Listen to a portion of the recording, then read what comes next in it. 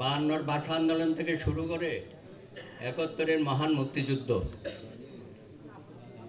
ছাত্র সমাজের অনেক গুরুত্বপূর্ণ ভূমিকা ছিল। তরুণরা আত্মাহুতি দিয়েছে, কিন্তু তারপরে কি হলো?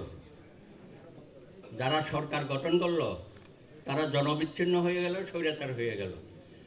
90-ও আবার ছাত্র সমাজ রক্তপাতের মধ্য দিয়ে একটা পরিবর্তনের আকাঙ্ক্ষা এসেছিল, কিন্তু দীর্ঘ সময় আপনারা জানেন যে কী অবস্থার মধ্যে আমরা ছিলাম।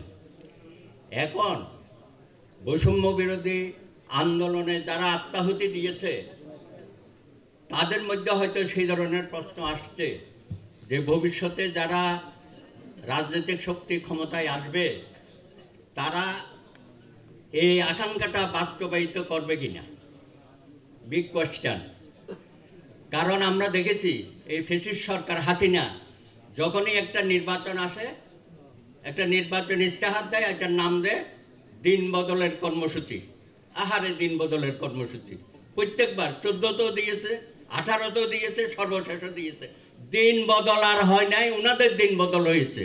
আশা করি এই 31 দফার মধ্য দিয়ে আগামী দিনে যারা সরকার গঠন করবেন তারা সত্যিকার অর্থে একটি মানবিক গণতান্ত্রিক বাংলাদেশ প্রতিষ্ঠা করবেন। একই সাথে জুলাই 24-এর গণ অভ্যুত্থানের যে আকাঙ্ক্ষা সেটাকেও বাস্তবায়িত করার দায়িত্ব নিতে হবে। অনেক অনেক ধন্যবাদ।